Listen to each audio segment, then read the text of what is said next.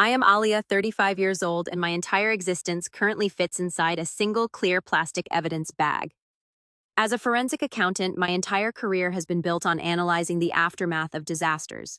I am trained to look at shattered pieces of information, at ruined ledgers and broken companies, and make logical sense of them. But there is no logic to be found in the freezing, sterile hallway of this Atlanta hospital. There is only a profound, suffocating emptiness. I stand under the harsh glare of the fluorescent lights, my fingers gripping the thick plastic of the bag so tightly that my knuckles have turned completely white. Inside the bag sits my husband Terrence's wedding band. It is heavily charred, the gold warped by a heat I cannot even begin to comprehend. Beside it rests a soot-stained fabric bow that used to belong to my 7-year-old daughter Kayla, and a melted piece of plastic that was once my eldest son Jamari's favorite action figure. Beneath those are the remnants of my twin boys, Isaiah and Jordan.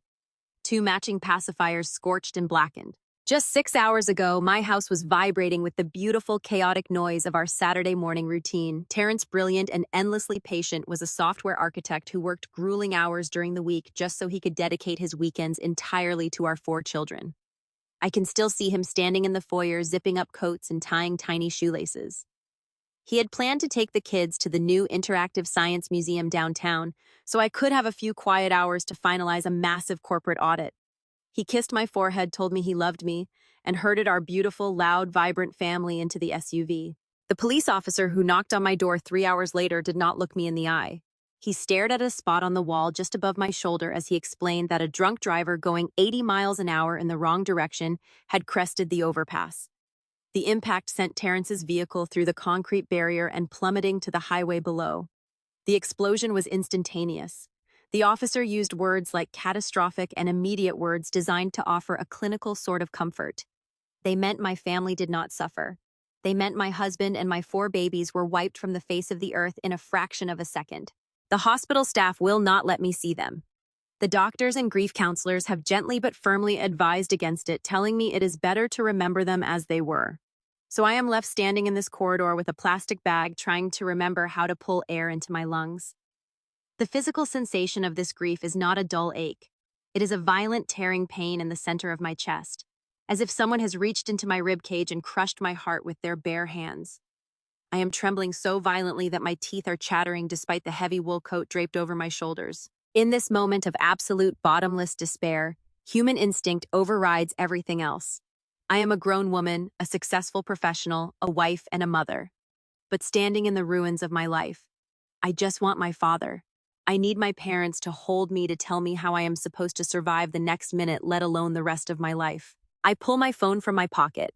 The screen is cracked from when I dropped it on the hardwood floor of our entryway after hearing the police officer's words. My hands are shaking so badly that it takes me 3 attempts to unlock it and dial my father's number. The phone rings. 1 ring, 2 rings, 3. With every second that passes, I pray for Desmond to pick up. I pray for the deep, booming voice of my father to anchor me to the earth before I float away into the void. The line connects. Loud, heavy bass music immediately floods through the speaker, accompanied by the clinking of glasses and the roar of a celebrating crowd. "Yeah, Aaliyah, make it quick," my father Desmond says. His voice is annoyed, strained over the loud thumping of the music in the background. We are in the middle of something. "Dad," I gasp. The word tears up my throat. I am struggling to breathe, my chest heaving as the tears finally spill over my eyelashes and run down my face. "Dad, it is Terrence. And the kids." There was a crash on the overpass. A drunk driver hit them. I stop speaking to swallow a sob that threatens to choke me.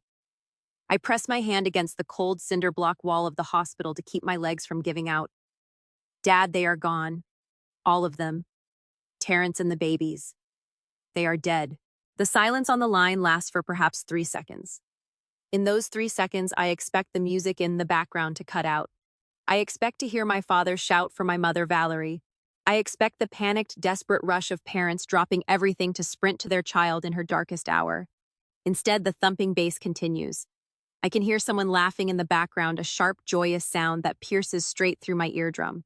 "Alia," my father says. His voice does not waver. It does not crack. It is chillingly flat, devoid of any warmth, any shock, any grief. "Today is Traven's 30th birthday. We've booked the VIP lounge at the Regent. We can't come. Handle the arrangements and we'll call you next week." The line goes dead. I pull the phone away from my ear and stare at the darkened screen. The call lasted exactly 42 seconds. In 42 seconds, my father weighed the deaths of his son-in-law and his 4 grandchildren against bottle service at a nightclub for my brother, and he made his choice. A nurse walking past stops and asks if I need to sit down, her eyes wide with concern as she looks at my face. I cannot speak. I simply shake my head and slowly slide down the wall until I am sitting on the hard linoleum floor, pulling my knees to my chest. This is not a misunderstanding.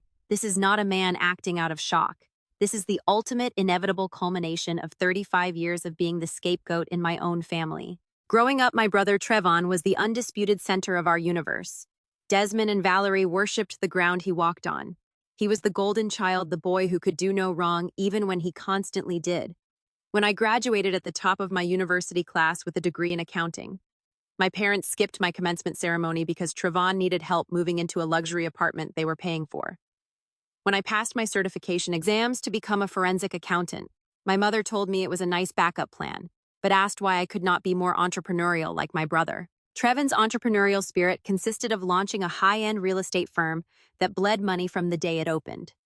My parents poured hundreds of thousands of dollars into his failing business, taking out second mortgages and depleting their retirement funds to keep the facade of his success alive in Atlanta's high society.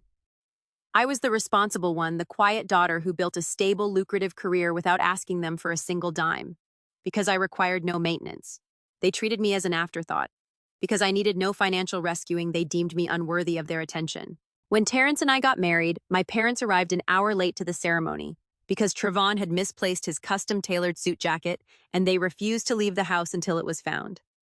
Terrence had held my hands in his bridal suite, wiping my tears with his thumbs, and told me that from that day forward, we were our own family.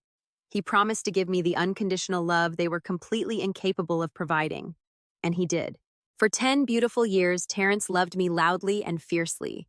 He built a fortress of warmth and safety around me and our children, shielding us from the toxic transactional dynamic of my parents and brother. Terrence was my entire support system. He was my home. Now, sitting on the floor of the hospital with the smell of smoke still lingering on the plastic bag in my lap, I realize how truly defenseless I am. My fortress has been burned to the ground. My home has been destroyed. I look down at the scorched wedding band. I trace the outline of it through the plastic. The utter absurdity of my father's words echoes in my mind. Handle the arrangements and we'll call you next week. As if I had called to complain about a broken water heater. As if the lives of my husband and my 4 innocent babies were a minor inconvenience interrupting the popping of champagne corks at a nightclub. A coldness begins to spread through my veins, starting at my fingertips and slowly creeping toward my chest. It is a different kind of numbness than the shock of the accident. This is the chilling, absolute realization of my reality. I am completely alone in the world. The people whose blood runs through my veins have abandoned me in the very moment my universe collapsed. They did not just fail me today, they discarded me. I slowly push myself up from the floor. My legs are unsteady, but the violent trembling has stopped. I brush the dust off my coat. I grip the plastic evidence bag tightly against my chest. I will handle the arrangements. I will pick out 5 caskets. I will choose the burial plots. I will write the eulogies. I will do it all by myself, just as I have done everything in my life. But I will never as long as I have breath in my body. Forget the 42-second phone call where my father told me my family's lives were worth less than my brother's birthday party. The heavy scent of white lilies and polished mahogany will haunt me for the rest of my life. 4 days after the 42-second phone call that shattered my reality, I stood in the cavernous sanctuary of our community church. The air was thick and suffocating, vibrating with the low, mournful hum of the organ playing a somber hymn. But I barely heard the music. My entire focus was anchored to the front of the altar where 5 closed caskets sat in a devastating row. 1 large dark wood casket for Terrence. Beside him, 4 smaller pristine white caskets for Jamari, Kayla, Isaiah, and Jordan. They looked so impossibly small from where I stood. I was standing completely alone in the front row. The usher had gently approached me 20 minutes before the service began, offering a sympathetic smile as he pointed to the 2 entire rows of pews directly behind me. They were draped with thick velvet cords marked with polished brass signs that read "Reserved for immediate family." He asked me in a soft, pitying whisper if we should delay the service to wait for my parents and my brother to arrive. I looked at the empty wooden benches, perfectly polished and utterly vacant, and felt that same creeping numbness wash over my skin. I told the usher they were not coming. He looked at me with a mixture of confusion and profound sorrow before quietly removing the velvet cords. As the service began, I did not look back, but I could hear the rustle of clothing and the quiet sobs of the people filling those empty family seats. Terrence's colleagues from his software development firm slid into the pews my father should have occupied. The teachers from my children's elementary and preschool took the seats where my mother should have sat. Neighbors, friends, and mere acquaintances showed up to mourn my entire world, offering the tears and the presents that my own blood relatives actively withheld. Standing there in my black dress, staring at the white caskets of my babies, the generational trauma of my family dynamic surfaced with agonizing clarity. I am a forensic accountant. My brain is wired to find patterns, to track discrepancies, and to balance ledgers. The ledger of my family's love had always been hopelessly unbalanced. My parents, Desmond and Valerie, had spent their entire lives protecting the peace and catering to the whims of my older brother, Trayvon. Even now, on the day I was burying my entire family, I knew exactly why they were not here. A funeral for 5 people was too depressing for Trayvon. It would carry too much bad energy. And Desmond and Valerie would never force their golden child to endure a moment of discomfort, even if it meant abandoning their daughter to bury her children alone. Trayvon was a 30-year-old man who still operated with the entitlement of a spoiled toddler. He ran a so-called luxury real estate firm in Buckhead that was practically hemorrhaging money. As an auditor, I had seen the catastrophic state of his finances years ago. I had warned my parents that he was drowning in bad investments and unpaid vendor invoices. My father had called me a jealous hater, accusing me of trying to sabotage my brother's success simply because I chose a boring, quiet life balancing books. Desmond and Valerie had quietly liquidated a massive portion of their own retirement funds to keep Trayvon's business afloat, buying him a leased luxury car to maintain his image of wealth. My milestones were always eclipsed by Trayvon's failures. My quiet, steady success was ignored because it did not require their intervention. And now my ultimate tragedy was ignored because it interfered with their preferred reality. 3 days after the hardest day of my life, the quiet of my empty house was broken by the sharp, impatient ringing of the doorbell. I was wearing one of Terrence's old college sweatshirts, moving through the silent living room like a ghost. I opened the front door to find Trayvon standing on my porch. Beside him was his entitled white wife, Chloe.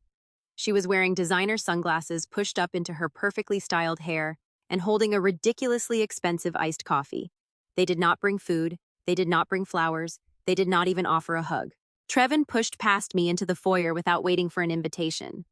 Chloe followed closely behind, immediately wrinkling her nose as she looked around my darkened living room. The curtains were drawn, and the toys my children had left on the floor the morning they died were still exactly where they had dropped them. "It is so depressing in here," Aaliyah, Chloe said, sighing loudly as she walked past a pair of my daughter's tiny pink sneakers.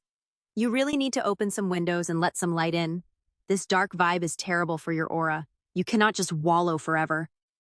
I stared at her, genuinely unable to process the sheer audacity of her words. It had been exactly 1 week since my family was killed. I closed the front door, my hand gripping the brass handle so tightly my palm ached. "Why are you here, Trayvon?" I asked, my voice completely devoid of emotion.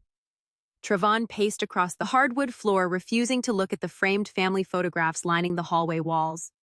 "Look, Aaliyah," he began, slipping his hands into his pockets. "I know you are going through a hard time right now. Really hard. But the world keeps spinning and we all have to keep moving forward." "Get to the point," I said coldly.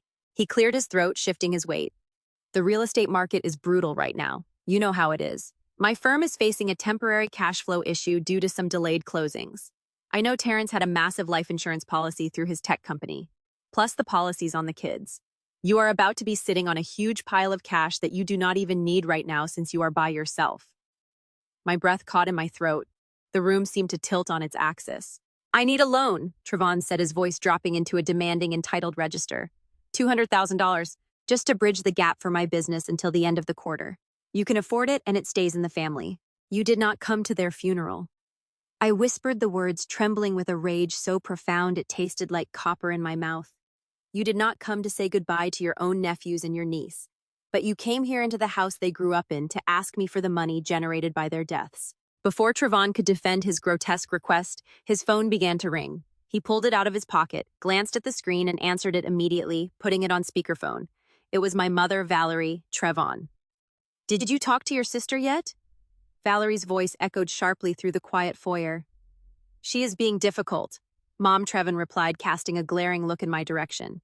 Alia, my mother, commanded through the speaker, her tone dripping with intense disapproval. Stop acting like a selfish, hysterical widow. Your brother needs your help. Terrence is gone. Sitting alone and crying in the dark is not going to bring him back. Trevon's business is the legacy of this family. You have no husband now. You have no children. You only have us. Do not ruin your relationship with your brother over money you do not even know what to do with. The absolute, unadulterated cruelty of her words snapped the final fragile thread of loyalty, tying me to my bloodline. The shock evaporated, leaving behind a cold, calculating fury that hardened my spine. I stepped forward, closing the distance between myself and my brother. Get out, I said.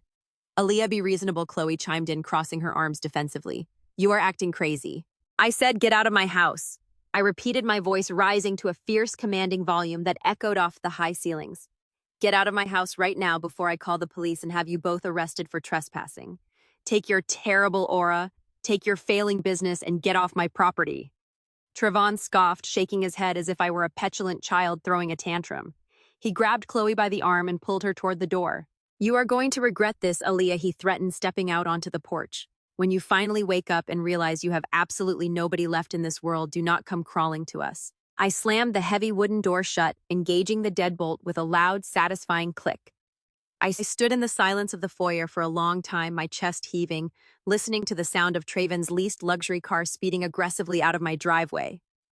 The house was painfully quiet again, but the energy inside me had fundamentally shifted. I was no longer just a grieving mother and widow. I was a survivor who had just recognized the true face of the enemy, seeking comfort. I walked slowly down the hallway and pushed open the door to Terrence's home office. The room still smelled like him, a mixture of clean laundry detergent, cedar wood, and the faint metallic scent of his computer hardware. His multiple monitors sat dark on the large oak desk. His ergonomic chair was pushed back exactly as he had left it. I needed to feel close to him. I needed to do something productive to keep my mind from fracturing into a million pieces. I decided to start packing up his office, searching for anything that would make me feel his presence one last time. I grabbed a cardboard box from the garage and began sorting through the files on his desk. Terrence was meticulously organized. Everything was labeled, categorized, and filed with precision. I emptied the top drawers, organizing his notebooks and pens. Then I pulled the heavy bottom drawer all the way out to ensure nothing had slipped to the back. As I pulled the wooden drawer free from its tracks and set it on the floor, my fingers brushed against something rough taped to the underside of the desk frame. I frowned, kneeling down on the carpet and reaching into the dark cavity beneath the desk. My fingers traced the outline of a thick piece of masking tape securing a small, rigid object to the wood. I peeled the tape back carefully. A small manila envelope fell into the palm of my hand. I sat back on my heels, staring at the envelope in confusion. It was completely hidden, placed in a spot no one would ever find unless they were dismantling the desk entirely. My heart began to race as I broke the seal and tipped the envelope upside down. A small, heavy brass key dropped into my lap. It was clearly a key for a bank safety deposit box stamped with a serial number. Accompanying the key was a single piece of lined paper folded neatly in half. I unfolded the paper. It was written in Terrence's distinct slanted handwriting. The ink was dark and deliberate. I read the words once and then I read them again, my breath catching in my throat as the magnitude of the message washed over me. The note contained only 2 sentences. For Alia, if they ever try to take what is ours. The small, heavy brass key sat in my palm. The jagged edges pressed sharply into my skin as I stared at Terrence's familiar handwriting on that single piece of lined paper. For Aaliyah, if they ever try to take what is ours. I did not sleep for the rest of the night. I sat on the hardwood floor of his home office, watching the sun slowly rise over the Atlanta skyline, waiting for the exact moment the financial district would open. My grief was still a massive, suffocating weight pressing down on my chest. But the discovery of the key had ignited something else beneath it. It was a spark of pure, unadulterated focus. I arrived at the First Fidelity branch in Midtown right at 9:00 in the morning. The bank manager, a tall man in a tailored suit, offered his condolences with a practiced sadness. However, his eyes held a distinct flicker of surprise when I presented the brass key and stated the box number. He escorted me down a quiet, carpeted hallway and into the vault. The heavy steel gate closed behind me with a resounding echo, locking out the noise of the city. Left alone in the private windowless viewing room, I placed the long metal box on the polished mahogany table. My hands were remarkably steady. The paralyzing, breathless agony that had consumed me during the funeral had been entirely replaced by a cold, clinical determination. I am a forensic accountant. I have spent my entire adult life uncovering truths hidden in numbers. Terrence knew this better than anyone, and he had left me a trail to follow. I took a deep breath and unlocked the lid. Inside the box lay two thick, premium leather-bound portfolios. I pulled the first one out and opened the cover. The top document was a fully executed acquisition agreement bearing the watermark of one of the largest multinational technology conglomerates in the world. As my eyes scanned the densely packed legal jargon, my breath hitched in my throat. Terrence had always been brilliant. He spent countless late nights at his computer, writing complex code telling me he was working on a revolutionary data encryption algorithm for cloud-based security. I knew he was talented, but I had completely underestimated the absolute magnitude of his creation. According to the signed contracts, the conglomerate had purchased Terrence's proprietary algorithm exactly 1 month before the fatal crash. The final acquisition price printed boldly at the bottom of the signature page was $350 million. I stared at the 9-figure number until the zeros began to blur together. Terrence had not just secured our financial future, he had built a legitimate empire. But the true genius of my husband lay in the following pages of the portfolio. Intensely aware of the toxic, opportunistic, and greedy nature of my family, Terrence had refused a standard corporate payout. Instead, he had enlisted elite financial attorneys to structure the entire acquisition through a complex series of shell companies. They had effectively washed the transaction off public records, eventually funneling the massive post-tax capital into a bulletproof blind trust. I turned to the beneficiary designation forms. The sole uncontested beneficiary of that massive trust was me. No one else had access. No one else could even confirm it existed. I was sitting completely alone in a bank vault, a grieving widow dressed in black, and I was secretly one of the wealthiest women in the state of Georgia. A profound wave of gratitude washed over me. Terrence had spent his final months making sure that no matter what happened, his wife and children would be untouchable. But that warmth was quickly overshadowed by the dark, heavy presence of the second leather portfolio resting at the bottom of the metal box. I reached in and pulled it out. The label on the front was handwritten by Terrence. It simply read, Trevon and Desmond. I opened the cover and the forensic auditor inside me immediately recognized the layout. It was a meticulously compiled financial dossier. There were highlighted bank statements, commercial property deeds, and internal accounting ledgers from Trevon's failing luxury real estate brokerage in Buckhead. I spread the papers across the polished viewing table, my eyes darting rapidly across columns of glaring red ink. Trevon was not just bad at managing a business. He was drowning in an ocean of catastrophic corporate debt. According to the ledgers, he had defaulted on multiple high-interest commercial bridge loans, and his creditors were aggressively preparing to seize every asset he possessed. Then I found the commercial loan guarantee. It was dated 8 months prior to the accident. The document secured a desperate line of credit for $18 million to bail out Trevon's firm and keep his extravagant lifestyle intact. I looked at the section detailing the collateral for this massive loan. It was not real estate. Trevon did not own anything of actual value. The collateral listed was Terrence's intellectual property. They had used the source code of my husband's encryption algorithm to secure their debt. I stared at the signature line at the bottom of the guarantee. There, written in bold black ink, was Terrence's name. But the slant of the letter T was slightly off. The pressure of the pen strokes was far too heavy, lacking my husband's usual fluid motion. I had signed 1,000 documents next to Terrence. I knew his handwriting as intimately as my own. It was a blatant, undeniable forgery. The betrayal deepened as I dug further into the dossier. Attached to the fraudulent loan agreement were printed email chains between my father Desmond and a predatory private equity firm based in Chicago. Desmond had used his long-standing respected reputation in the Atlanta business community to vouch for the transaction. My own father had actively facilitated the theft of my husband's life's work. I had manipulated institutional lenders to save his golden child from the public embarrassment of a highly visible bankruptcy. They had stolen Terrence's intellectual property, forged his signature on federal financial documents, and risked my immediate family's entire financial security while my husband was still alive. Terrence had clearly discovered the fraud during the due diligence phase of his algorithm sale. He was quietly compiling the evidence to confront them, or perhaps he was preparing to hand the entire dossier over to federal authorities. He had taped the key under his desk to ensure that if anything ever happened to him, I would find the absolute truth about my father and my brother. I sat in the silent, temperature-controlled room, surrounded by hundreds of millions of dollars in wealth and irrefutable proof of federal wire fraud and felony forgery.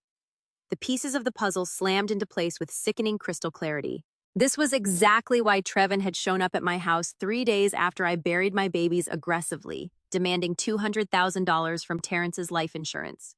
His creditors were closing in on the $18 million debt. Trevon did not know Terrence had already sold the algorithm and legally shielded the money in a blind trust.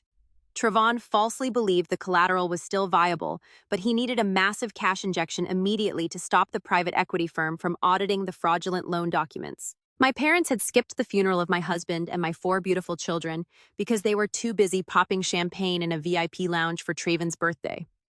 They had called me a selfish, hysterical widow when I refused to empty my bank accounts for them. They had abandoned me in my darkest, most agonizing hour. And all along, behind their designer clothes and country club smiles, they had been actively stealing from my family to prop up the pathetic illusion of my brother's success. I carefully gathered the documents, organizing them back into their original order, and placed them into the leather portfolios. I did not shed a single tear. The weeping woman who had collapsed in the hospital hallway was gone forever. The obedient daughter who had spent 35 years begging for her parents' approval was completely dead. I placed the heavy portfolios into my leather tote bag, locked the empty metal box, and walked out of the bank vault. The sunlight hitting the Atlanta pavement felt different now. I had a $350 million arsenal at my disposal, and I held the exact blueprints to my family's financial destruction. I was going to use every single cent of my husband's legacy to burn their entire world to the absolute ground. I stepped out of First Fidelity Bank into the glaring afternoon sunlight of Midtown Atlanta. The heavy leather portfolios inside my tote bag weighed against my shoulder, but they did not feel like a burden. They felt like a loaded weapon. Terrence had reached from beyond the grave to place the exact tools of my vindication right into my hands. I walked to my car, my mind operating with a cold, terrifying clarity. I was no longer a shattered widow, desperately seeking comfort from a family that despised me. I was a forensic accountant staring at a severely unbalanced ledger, and I was about to audit my entire bloodline. Before I could even start the engine, my cell phone began to vibrate in the cup holder. The caller identification showed Patrice. Patrice was a prominent event planner in our community, and one of the very few genuine friends who had actually attended the funeral to mourn my husband and my 4 beautiful children. I answered the call, fully expecting her usual gentle check-in to see if I had eaten today. Instead, her voice came through the speaker, hushed, frantic, and vibrating with absolute outrage. Alia, Patrice said, her breath catching as she spoke. I am so sorry to call you with this right now, but you need to know what your parents are doing. I am sitting in the ladies' lounge at the Oakwood Country Club, and your mother is holding court in the main dining room. My hands tightened on the steering wheel. The Oakwood Country Club was the epicenter of elite African-American society in Atlanta. It was where Desmond and Valerie spent their weekends networking, gossiping, and projecting their flawless, wealthy image. Tell me exactly what she is saying. I replied, my voice completely devoid of emotion. Patrice hesitated, clearly pained to repeat the words. She is telling everyone that you had a complete, violent, psychotic break. She is saying that Terrence was secretly planning to divorce you before the crash because you were dangerously unstable. Aaliyah, they are telling everyone that you banned the entire family from the funeral out of sheer spite, and that you even hired armed security to keep your own parents away from their grandchildren's caskets. I closed my eyes, letting the sheer magnitude of their deception wash over me. They had skipped the funeral to drink champagne at a nightclub for Trayvon's birthday, and now they were actively assassinating my character to cover their tracks. But the smear campaign did not end there. Trevin and Chloe are here too, Patrice continued, her voice dropping to a furious whisper. Chloe is walking around telling the investors that you are hoarding Terrence's modest life insurance payout out of pure greed. She actually had the nerve to say you refuse to help Trayvon's business because you want to keep all the money to fund your new single lifestyle. They are painting you as a greedy, hysterical monster to justify why they are not supporting you. Aaliyah, they are trying to ruin your reputation before you even step foot back into society. I sat in the quiet of my car, listening to the hum of the air conditioning. A normal person would have broken down. A normal grieving mother would have screamed, cried, or driven straight to that country club to confront them in front of all their wealthy friends. But I did not shed a single tear. The woman who would have wept at her parents' cruelty died on that overpass with her family. Thank you for telling me, Patrice, I said calmly. Let them talk. Do not defend me. Do not say a word to correct them. Just let them keep spinning their web. Patrice sounded thoroughly confused, but she promised to keep quiet. I ended the call and tossed my phone onto the passenger seat. My family was executing a textbook public relations crisis strategy. By framing me as an unstable, greedy villain, they perfectly insulated themselves from any social backlash regarding their absence at the funeral. They were preparing the ground to isolate me completely, ensuring that when they eventually stole whatever modest assets they believed I possessed, the community would turn a blind eye. They thought I was weak. They thought I was defenseless. They had absolutely no idea that I was currently holding a portfolio containing proof of my anonymous $350 million trust, or that I possessed the highly illegal forged commercial loan documents bearing my dead husband's stolen signature. I drove straight back to my empty house, locked the front door, and marched directly into Terrence's home office. I spread the contents of the first portfolio across his large oak desk. I found the contact information for the lead wealth manager assigned to the Blind Trust. His name was Harrison Cole, a senior partner at an ultra-exclusive financial management firm that catered only to the profoundly wealthy. I dialed his direct line. The phone rang twice before a crisp professional voice answered. Harrison Cole speaking. Mr. Cole, I said, my voice steady and commanding. My name is Aaliyah. I am the sole beneficiary of the Blind Trust established by Terrence. I have the authentication passcodes. There was a sharp intake of breath on the other end of the line. The professional detachment in his voice immediately dissolved into deep, genuine respect. Aaliyah, Harrison said softly, we have been waiting for your call. Please allow me to express my most profound condolences for your unimaginable loss. Terrence was an exceptional man and a brilliant mind. We were completely devastated by the news, but we were legally bound by the trust parameters to wait for you to initiate contact. I appreciate your discretion, Harrison, I replied, staring at the walls of the office my husband had built for us. I need to confirm the current status of the trust and my level of access to the capital. Harrison did not hesitate. The funds from the algorithm acquisition cleared completely 3 weeks ago. The trust holds $350 million in liquid capital, fully shielded and entirely anonymous. As the sole beneficiary, you have absolute and uncontested control over every single cent. No one knows it exists, and no one can trace it back to you. How would you like us to proceed? I pulled the second leather portfolio toward me, the one detailing the financial ruin of my brother Trevon and the federal wire fraud committed by my father Desmond. I opened it to the page detailing the massive $18 million commercial bridge loan that Trevon had secured using my husband's stolen intellectual property. I found the name of the predatory private equity firm based in Chicago that held the debt. Harrison, I am not calling just to secure my funds, I said, tracing my finger over the forged signature my father had facilitated. I need you to execute a highly specific, extremely quiet corporate acquisition on my behalf. I am listening. Harrison replied, his tone shifting into pure business mode. I read him the name of the Chicago private equity firm. This firm currently holds an $18 million commercial debt portfolio belonging to a luxury real estate brokerage here in Atlanta. I want my anonymous trust to purchase that specific debt portfolio immediately. Offer them whatever premium is required to close the deal by the end of the week. Do not just buy the debt if you have to buy a controlling stake in the firm itself. I want to become the ultimate undisputed creditor of that real estate brokerage, and I want the entire transaction buried under so many non-disclosure agreements that no one will ever know who holds the paper. Harrison paused, clearly absorbing the aggressive and highly unusual nature of my request. Aaliyah, purchasing distressed commercial debt is a highly irregular move for a wealth preservation trust. May I ask what the objective is here? The objective. Harrison, is total leverage, I answered. My eyes locked on a framed photograph of my 4 beautiful children smiling on a beach.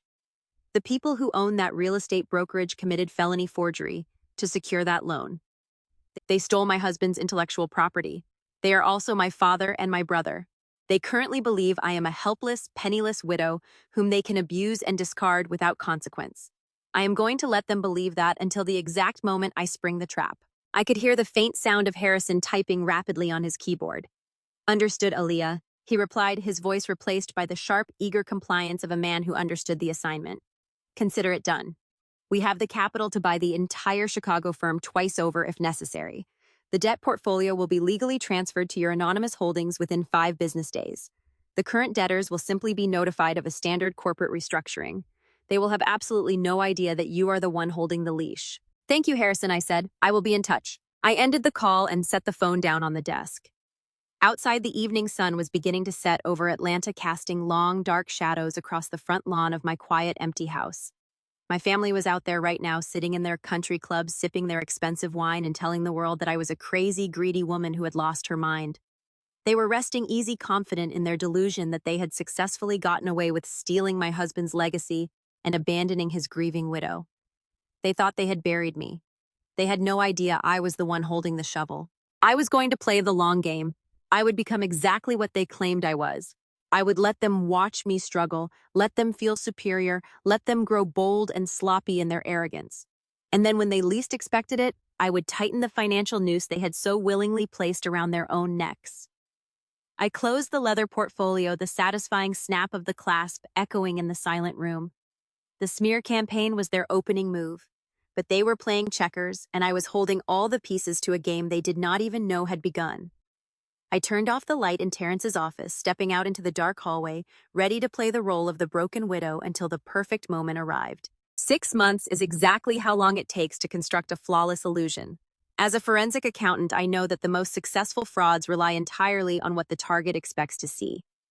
My family expected to see a shattered, destitute widow incapable of functioning without her husband, so I gave them a masterpiece of misery. I started by quietly transferring the deed of my beautiful sunlit suburban home into an anonymous holding company managed by Harrison Cole. To the public, and more importantly to my parents, it appeared as though I had been forced into a desperate short sale to avoid foreclosure. I packed my life into cardboard boxes and moved into a cramped, noisy two-bedroom apartment in a decaying building on the outskirts of the city. I traded my reliable SUV for a 12-year-old sedan with a rattling muffler peeling paint and a transmission that whined loudly every time I shifted gears. I sold my tailored suits and designer bags through an online consignment shop, replacing my wardrobe with faded, oversized clothes that made me look hollow and exhausted. I stopped visiting the salon, allowing the dark circles under my eyes to deepen. When I occasionally ran into mutual acquaintances at the grocery store, I perfected a fragile, trembling smile and spoke in a quiet, defeated whisper. The performance worked brilliantly. Word quickly filtered back to my parents that Aaliyah had completely given up. Behind the closed doors of my dingy apartment, however, I was running an empire. Harrison Cole and his team of elite financial attorneys had executed my orders with lethal precision. My anonymous trust had successfully acquired the Chicago private equity firm. I was now the sole undisputed owner of Trayvon's $18 million commercial debt. Through Harrison, I instructed the firm to grant Trayvon a temporary, highly unusual grace period on his defaulted payments. I needed my brother to feel a false sense of security. I needed him to believe that his business was miraculously saved by a benevolent, silent corporate overlord. I wanted his arrogance to inflate to maximum capacity before I dropped the anvil. The invitation for Thanksgiving dinner arrived exactly as I anticipated. It was not a phone call, it was a brief, sterile text message from my mother, Valerie. She did not ask how I was coping with my first major holiday without Terrence and my 4 children. The message simply read, "Pastor Hughes and the board members from the country club are joining us for dinner on Thursday. Wear something presentable. Arrive by 4. They did not want their grieving daughter. They wanted a prop. They needed me there to demonstrate their boundless Christian charity to their wealthy friends." When I pulled my rattling, rusted sedan up the winding, manicured driveway of my parents' sprawling Buckhead estate, the valet visibly sneered. He hesitated to take my keys, likely afraid the engine would die on the way to the parking area. I stepped out of the car wearing a plain, slightly wrinkled gray dress. I wore no makeup. My hands were bare, my wedding ring secured safely in a bank vault downtown alongside my $350 million trust documents. The moment I walked through the massive double doors of the estate, the scent of roasted turkey, expensive spices, and fresh floral arrangements hit me. The foyer was buzzing with Atlanta's elite African-American socialites. Women in stunning silk dresses and men in custom-tailored suits held crystal glasses of champagne, laughing and networking. I stood in the entryway playing my role. I hunched my shoulders, keeping my gaze fixed on the polished marble floor. "Oh, Alia, you actually came." I looked up to see Chloe Trevon's entitled white wife descending the grand staircase. She was wearing a sparkling emerald gown that probably cost more than the annual rent of my fake apartment. She held a crystal flute of champagne, looking me up and down with an expression of profound distaste. "You look so tired," Chloe noted, her voice carrying loudly enough for several nearby guests to turn and stare. "And that dress. Well, I suppose you do not have much of a reason to dress up these days. Come on, everyone is seating themselves in the formal dining room. Try not to bring the mood down. I followed her in silence. The dining room table was a masterpiece of excess. Sterling silver cutlery towering crystal candelabras and perfectly arranged silk napkins. Desmond sat at the head of the table holding court with Pastor Hughes and two prominent real estate investors. Valerie was directing the catering staff with sharp, imperious gestures. Trevon sat near the center, sweating slightly despite the aggressive air conditioning. I took the only empty seat at the far end of the table near the kitchen doors. As the multi-course meal was served, the conversation flowed smoothly around me, completely ignoring my presence. Trevon was boasting loudly to the investors about his firm. We are entering a massive phase of restructuring and expansion, Trevon announced, swirling the expensive red wine in his glass. We recently caught the attention of a major private equity group out of Chicago. They bought out our previous lenders and offered us an incredibly generous grace period to reorganize our capital. They clearly recognize the genius of my business model. It is only a matter of time before we dominate the commercial sector. I took a slow sip of my tap water. Looking at my brother, I saw exactly what he was. A terrified, incompetent fraud wearing a $5,000 suit. I was bragging about the financial noose I had personally tied around his neck. He actually believed his own delusion. The dinner progressed to the main course. The room was loud with laughter and clinking silverware. Then Chloe tapped her manicured fingernail against her crystal glass, producing a sharp, ringing sound that immediately drew the attention of the entire table. The conversations halted. Pastor Hughes looked over with a polite, expectant smile. Everyone, Chloe began standing up slightly from her chair to ensure she commanded the room. Trevon and I have an announcement. We have been so blessed this year, and we feel it is our duty to give back to those who are struggling, especially family. My stomach tightened. I recognized the predatory gleam in Chloe's eyes. She turned her gaze directly down the length of the table to where I sat silently. Aaliyah, we know things have been incredibly hard for you since you lost the house, Chloe said, her voice dripping with artificial syrupy sweetness. We know you are struggling to make ends meet in that tiny little apartment, and we know you have not been able to find a real job since the accident. You have just been trapped in this terrible rut. The wealthy guests shifted uncomfortably in their high-backed chairs. Pastor Hughes offered me a look of deep, condescending pity, so Trevon and I discussed it. Chloe continued, projecting her voice so the catering staff in the hallway could hear. And we want to offer you a position at his firm. It is an entry-level role, of course, mostly fetching coffee, handling the reception desk, and organizing the mailroom. It only pays minimum wage, but it will get you out of the house. You cannot just live off whatever pennies Terrence left behind forever. You need to pull yourself together and rejoin society. The sheer, breathtaking audacity of the offer hung in the air. She was using a holiday dinner surrounded by my parents' influential friends to publicly humiliate me. She was offering a woman with a master's degree in forensic accounting a minimum wage job fetching coffee for a brother who had committed federal wire fraud using my dead husband's stolen intellectual property. I kept my hands folded neatly in my lap. I did not flinch. I did not glare. I maintained the perfect hollow expression of a broken woman. I waited for my parents to intervene. I waited for Desmond or Valerie to remind Chloe that I was a highly educated professional. But of course, the intervention never came. Instead, the ultimate betrayal unfolded exactly as I knew it would. Valerie sighed loudly from her position near the head of the table. She placed a perfectly manicured hand over her heart, performing for the investors and the pastor. Chloe is right, Aaliyah, my mother said, her tone sharp and completely devoid of actual maternal warmth. It is a very generous offer, and you should be extremely grateful. It is a tragedy what happened to Terrence and the children, but you have always lacked Trevon's natural resilience. You have let this tragedy completely define you. You have become a profound disappointment to this family over the last 6 months. We just want you to be a productive member of society again instead of wallowing in your own misery. Desmond nodded in solemn agreement, taking a sip of his wine. Your mother is right. Take the job, Aaliyah. Learn how a real business operates. Trevon can teach you a thing or two about success. The entire table stared at me, waiting for my response. They expected tears. They expected me to lower my head in shame and accept the humiliating charity they were weaponizing against me to boost their own public image. I looked Chloe, oblivious to her husband's impending federal indictment. I looked at Trevon, sweating through his custom suit, entirely dependent on a silent investor he did not realize was sitting right across from him. I looked at Valerie and Desmond, two people who had abandoned me in a hospital hallway and actively facilitated the theft of my family's legacy. I am a forensic accountant. I do not see family when I look at them. I see numbers. I see liabilities. I see a debt that is about to be collected in full. I offered a quiet, fragile smile. Thank you for your concern, Chloe. It is very thoughtful. I picked up my fork and took a small bite of turkey. It tasted like ash, but I swallowed it smoothly. The trap was set. The jaws were wide open, and my family had just stepped directly into the center of the snare. The tension at the dining table evaporated the moment I swallowed that dry bite of turkey and offered my quiet smile. To the wealthy guests, to Pastor Hughes, and especially to my family, my silence was the ultimate confirmation of my submission. I watched the triumphant smirk spread across Chloe's pale face.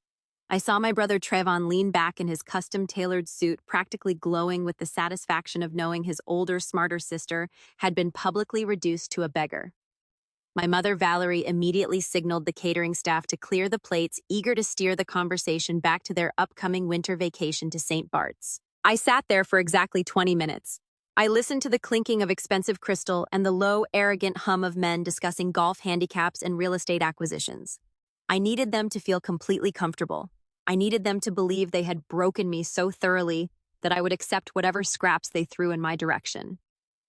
When the dessert plates were being distributed, I slowly stood up from my chair at the far end of the table. I kept my shoulders slumped and my gaze fixed firmly on the floor. I walked around the perimeter of the dining room until I reached the head of the table where my father sat. I leaned down, making sure my voice trembled just enough to convey absolute terror. "Dad," I whispered, my voice wavering perfectly. "Can I speak to you in private for a moment? It is an emergency." Desmond frowned, clearly irritated by the interruption, but he noticed the manufactured panic in my eyes. He offered a polite excuse to Pastor Hughes and the investors, dabbing his mouth with a silk napkin before standing up. He gestured for me to follow him. I walked behind him as he led me out of the bright, echoing dining room and into the darkened corridor near his home office. The heavy oak doors muffled the sound of the dinner party, leaving us in a heavy, suffocating silence. The hallway smelled of expensive cologne and old money. "What is it?" Alia, Desmond asked, crossing his arms over his chest. His tone was not paternal. It was the sharp, impatient tone of a CEO dealing with an incompetent employee. "We have guests. Make this quick." I wrapped my arms around myself, shivering as if I were freezing. I let a single tear pool in my eye and spill over my cheek. "Dad, I got a terrifying phone call today." I stammered, my breathing quick and shallow. "A debt collection agency called me. They said they were calling from Chicago. They told me Terrence signed a commercial loan guarantee for $18 million. They said his intellectual property was used as collateral. Dad, I am so scared. Terrence never signed anything like that.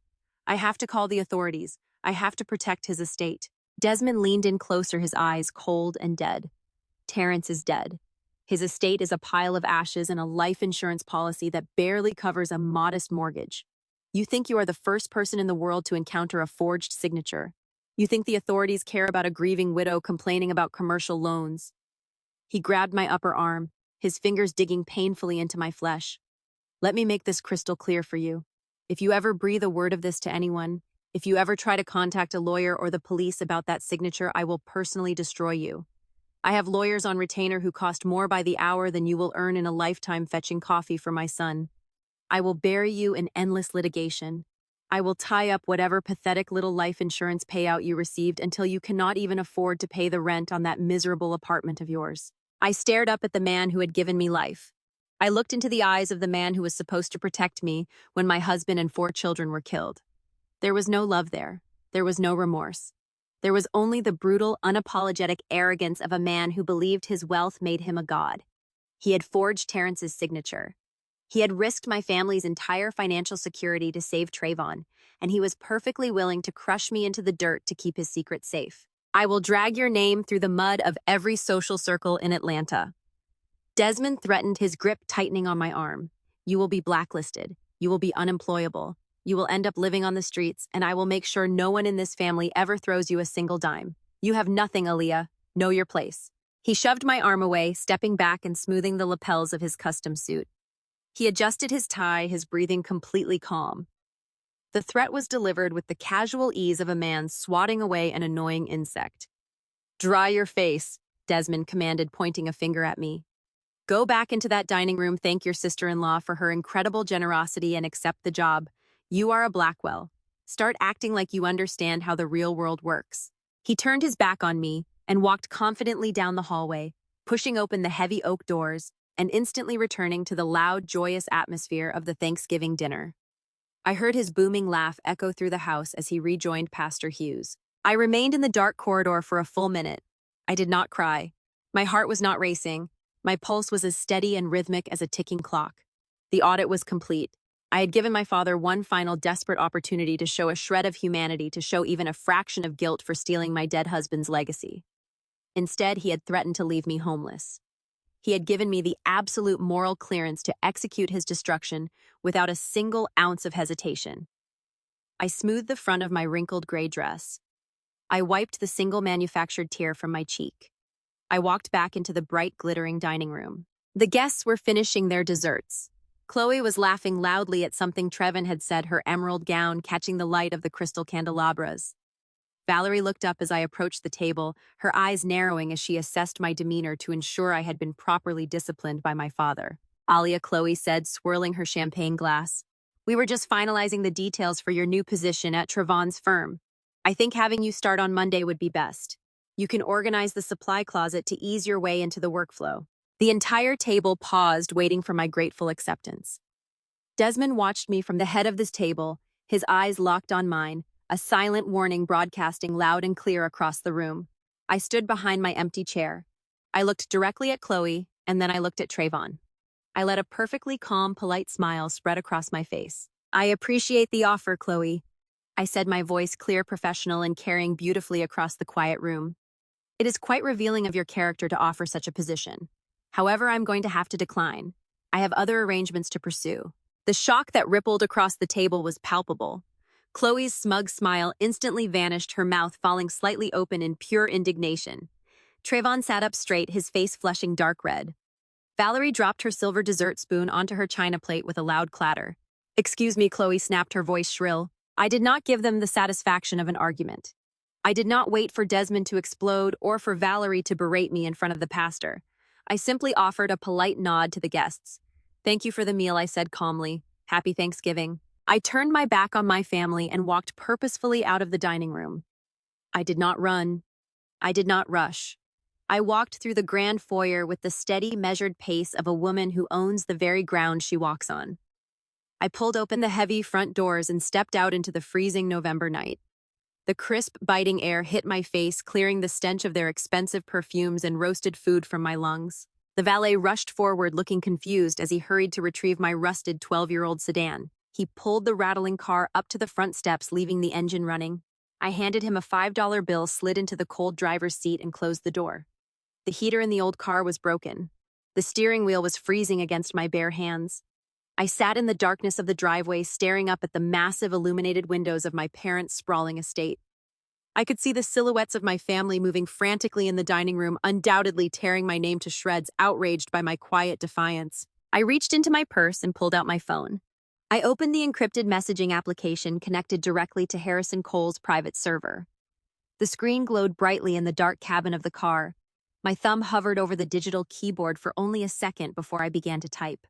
Execute the acquisition. Call in the loans immediately. I hit send. The message vanished into the digital ether, traveling instantly to the elite wealth management firm waiting on standby. There was no turning back.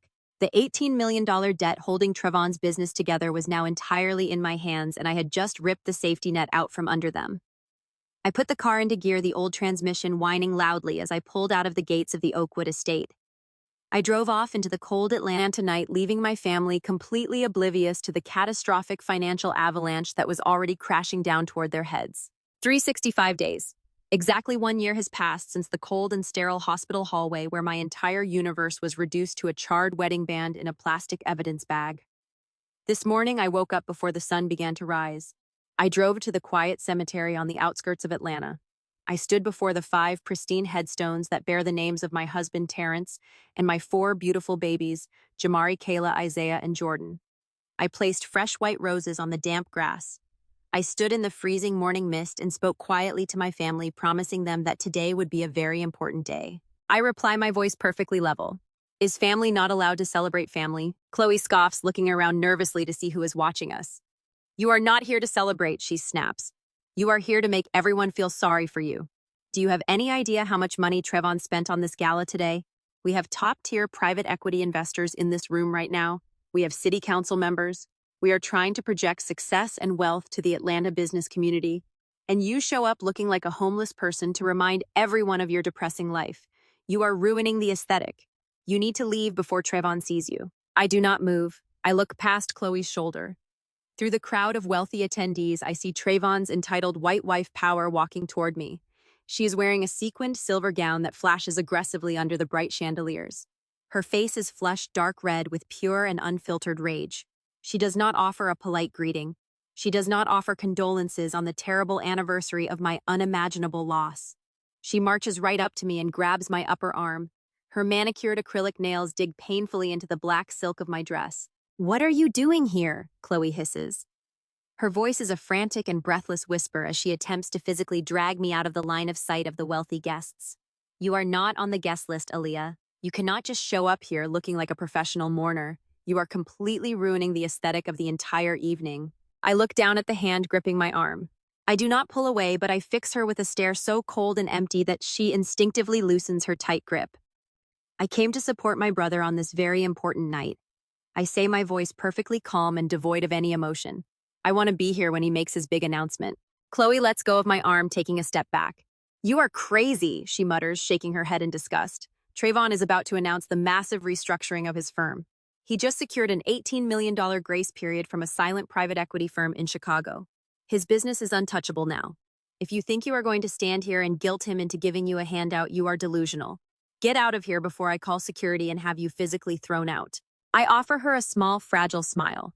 It is the exact same smile I wore when she offered me a minimum wage job fetching coffee at my parents' Thanksgiving dinner 6 months ago. "I will leave when the announcements are finished, Chloe. I promise." I turn away from her, refusing to engage further, and walk slowly toward the back of the massive ballroom. I find a quiet, empty table tucked away in the shadows near the kitchen entrance. The table is intentionally obscured by a large floral arrangement, a space clearly designed to hide undesirable elements from the main event. It is the perfect vantage point. From here, I have a clear and unobstructed view of the brightly lit stage where my brother Trevon is currently standing at the podium. He is speaking into the microphone, his voice booming through the state-of-the-art sound system. "Welcome, everyone," Trevon announces, spreading his arms wide as if he owns the entire city of Atlanta. "Thank you for joining us tonight to celebrate the rebirth and the future of Blackwell Real Estate. It has been a challenging year for the commercial sector, but as my father Desmond always says, the strong survive and the brilliant thrive." The crowd applauds politely. I see Desmond and Valerie sitting at the VIP table directly in front of the stage. My mother is wearing a custom designer gown, and my father is beaming with absolute pride. They are celebrating the survival of their golden child, completely oblivious to the fact that his survival was entirely funded by the stolen intellectual property of my dead husband. "We have recently partnered with a silent institutional investor out of Chicago." Trevon continues, his chest puffing out with manufactured arrogance. "They saw the value in our portfolio. They saw the vision of our firm. With their unprecedented financial backing, we are not just restructuring, we are preparing to dominate the Atlanta commercial real estate market for the next decade." The applause grows louder. Trevon smiles, soaking in the adoration of his wealthy peers. He is the king of his fragile paper castle, and it is exactly 11:59 p.m., 1 minute to midnight. I reach into my small black clutch and retrieve my cell phone. The screen illuminates my face in the dark shadows of the back table. I open the secure encrypted messaging application linked directly to Harrison Cole, the lead wealth manager of my anonymous $350 million blind trust. I do not hesitate. I type a single sentence. Execute the final protocol.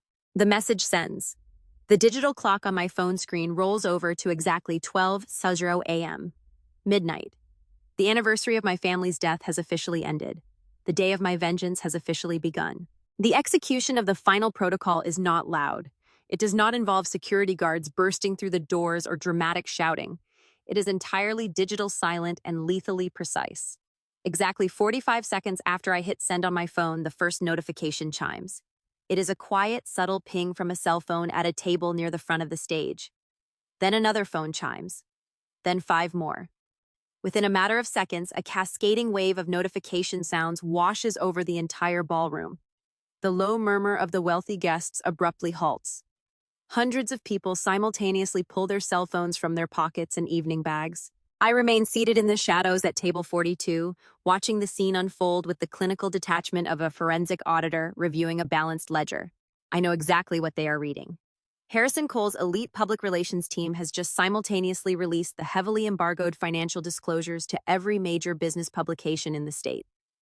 The breaking news alert blaring across everyone's screens is a masterpiece of undeniable fact. The headline reads, "Anonymous creditor forecloses on Blackwell real estate following discovery of fraudulent $18 million loan." The article does not just announce the bankruptcy of my brother's firm. It details the exact mechanism of the fraud. It exposes the forged signature of Terrence, my late husband. It reveals the illegal use of stolen intellectual property as collateral. And most devastatingly, it names my father Desmond as the primary facilitator of the federal wire fraud. The silence in the ballroom is absolute and terrifying. The live jazz band awkwardly stops playing. The catering staff freezes in place. Every single eye in the massive room slowly lifts from their glowing phone screens and turns directly towards the brightly lit stage. Trevon is still standing at the podium, his confident smile frozen on his face. He looks confused. He pats his pockets, realizing he left his phone at his table. "What is it?" Trevon asks, his voice echoing awkwardly through the silent microphone. "Did we break the internet with our announcement?" No one laughs. No one applauds. A prominent city councilman sitting in the front row slowly stands up, places his napkin on the table, and walks silently toward the exit without making eye contact with anyone. Then a major private equity investor stands up and follows him. Within seconds, a mass exodus begins. The elite African-American business community of Atlanta does not tolerate public scandal of this magnitude. The stench of federal fraud is a contagion, and no one wants to be caught in the blast radius. Trevon's smile finally collapses. He looks down at his parents. Desmond is staring at his cell phone, his face completely drained of blood. His hands are shaking so violently that he drops the device onto the crystal dinner plate with a loud clatter. Valerie is gasping for air, her hand clutching her chest as she reads the headline that is currently destroying her entire social existence. Chloe rushes toward the stage, her face pale with panic. "Trevon, what is happening?" she demands, grabbing his arm. "What did you do?" The room is emptying rapidly. The people who were drinking his champagne and praising his genius just minutes ago are fleeing the ballroom as if the building is on fire. I stand up from table 42. I smooth the front of my black silk morning gown. I step out of the shadows and walk slowly toward the center of the room. The few remaining guests part to let me through. My heels click rhythmically against the polished marble floor, echoing in the rapidly emptying space. I walk directly to the VIP table where my parents are sitting in stunned, paralyzed silence. Trevon descends the stairs from the stage, his face a mask of pure terror. He finally reaches his table and grabs his mother's phone, reading the headline. "Alia." Trevon chokes out, his voice cracking as he looks up and sees me standing there. "The Chicago firm. They just called in the loan. They are foreclosing on everything. They released the documents. The authorities are going to see the forged signatures." Desmond finally looks up at me. The arrogant, commanding patriarch who threatened to destroy me 6 months ago is completely gone. In his place is a terrified, broken old man staring at the daughter he underestimated his entire life. "The Chicago firm," Desmond whispers, his voice trembling. "How did they find out about the signature? How did they know I stop at the edge of their table?" I look down at the 3 people who abandoned me in my darkest hour. The 3 people who stole my husband's legacy to fund their own delusions of grandeur. "They did not find out, Dad." I say, my voice perfectly calm and completely devoid of pity. "I told them." Trevon stumbles backward, hitting the edge of the stage. "You told them," he repeats, his voice rising in panic. "How could you tell them? You do not know anyone at that firm." "That is where you are wrong, Trevon." I reply, my eyes locking onto his. "I do not just know someone at that firm, I own that firm." The silence that follows my words is so profound it feels as though all the oxygen has been sucked out of the room. Desmond's jaw drops. Valerie stares at me, her eyes wide with a mixture of horror and complete incomprehension. "What are you talking about?" Chloe shrieks, stepping forward. "You are a broke widow living in a dump. You work at a consignment shop. You have nothing. I purchased the Chicago private equity firm 6 months ago." I explain, my voice echoing in the nearly empty ballroom. "I bought your $18 million debt using the $350 million. Terrence left me in a blind trust from the legitimate sale of his algorithm, a sale he completed before you forged his name on your pathetic commercial loan." Trevon falls to his knees on the marble floor. His hands grip his hair, his custom-tailored suit suddenly looking like a cheap costume. "You own the debt," he whispers, tears streaming down his face. "You are the one who granted the grace period." You let me plan this entire gala. You let me invite everyone. I let you build your glass castle as high as you possibly could, Trevon, I say, looking down at him, so that when I shattered the foundation, the fall would be absolute. I turn my gaze to my father. Desmond is gripping the edge of the table, his knuckles white. He looks like a man having a heart attack. You threatened to destroy me, Dad, I say, my voice dropping to a low, chilling whisper. You told me I was nothing. You told me to know my place. Well, this is my place.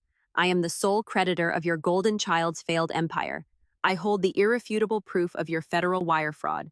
The authorities have already received the dossiers. You will be indicted before the end of the week. Valerie suddenly lunges forward, falling to her knees and grabbing the hem of my black silk dress. Aaliyah, please. She sobs, her perfect makeup streaking down her face. We are your family. We are your blood. Please do not do this. Trayvon will go to prison. Your father will be ruined. Please have mercy on us. I look down at my mother, the woman who told me I was a hysterical, selfish widow for mourning my children.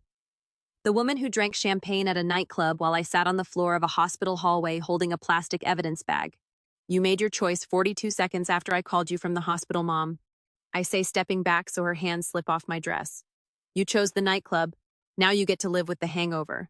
I do not wait for their response. I do not stay to watch them weep. I turn my back on the wreckage of the Blackwell family and walk out of the grand ballroom. The heavy oak doors close behind me, shutting out the sound of their desperate, pathetic sobs. I step out into the cool, crisp Atlanta night air. The valet brings my rattling, rusted sedan to the front steps. I do not hand him a $5 bill this time. I hand him the keys. Keep it, I tell the confused young man. I won't be needing it anymore. A sleek black town car with tinted windows pulls up to the curb, driven by a private chauffeur arranged by Harrison Cole. The driver opens the door for me. I slide into the plush leather back seat, the quiet luxury of the vehicle wrapping around me like a shield. As the car pulls away from the glittering hotel, I look out the window at the city skyline. I am Aaliyah. I am 36 years old. I am a forensic accountant. I found a shattered, broken ledger, and tonight the accounts are finally balanced.